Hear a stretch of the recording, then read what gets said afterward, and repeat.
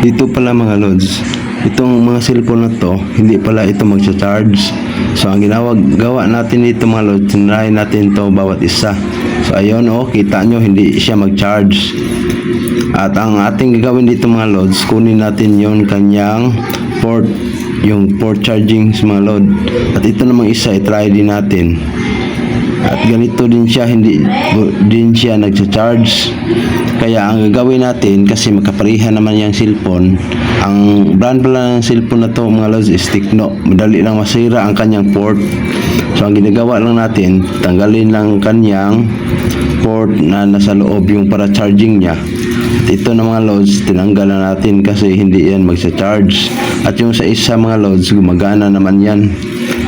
At ang sira lang yan ay ang kanyang screen, kaya tinanggal natin. Pero yung kanyang charging, mabilis pa rin yan mag-charge mga loads at okay pa yan. Kaya ang ginagawa lang natin yan, kukunin lang din natin at ipalit natin yon sa kabilang cellphone para gumagana yung kanyang pagcha-charge. So kinuha lang natin yung kanyang port at inilipat natin sa isa, yung okay namang screen, at ang kulang lang sa kanya yung pagcha-charge lang.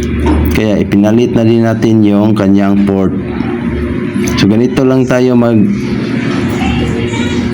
port mga loads pag hindi na gumagana. Pwede na naman tayo bumibili dito sa online, meron naman dito. Kaya inilipat lang natin to, try natin to kung gumagana ba siya. So ayan mga loads, no, kita nyo yung mga kanyang connection natin ang yung pinaano sa yung connection niya. Tingnan natin kung gumagana ba ito. So ganito lang pag mayroon kayong problema sa kanyang mga charging mga loads. Kung mayroon naman kayong isang phone, pwede nyong palitan dyan. Kung wala, pwede nyong bumili kayo sa online at palitan yung port. Mas mababa lang yung presyo niya sa online mga loads. Siguro nasa mga 200 plus lang yan, kaysa inyo pa yung ipaayos ng mga technician na medyo malaki-laki din naman yung kanyang singilan. Kaya dito mga loads, ibinabalik natin yung kanyang mga screw para mahigpit na yung sa loob yung port na hindi na yun magalaw. So nakita nyo mga loads, no, ito ang ginagawa lang natin. Wala pa po akong kasing screwdriver na maliit, kaya ito kutsilyo na lang ginagamit ko. Pwede naman din siyang pang tanggal ng screw. Kaya ito mga loads, so binalik muna natin yung lahat nating mga screw. At makita din natin dito mga loads kung gagana ba talaga. Basta ang importante dito mga loads, walang mga wire mga maputol.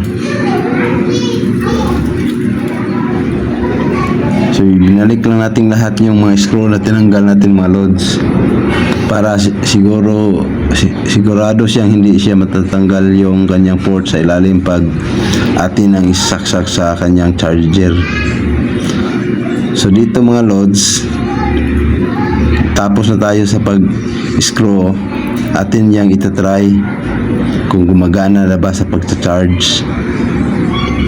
Ilagay lang talaga natin lahat yung mga screw para siguradong hindi na gumagalaw yung kanyang charging port sa ilalim. Kasi pag magalaw yun mga loads at matanggal yung kanyang connection, hindi naman yan gagana.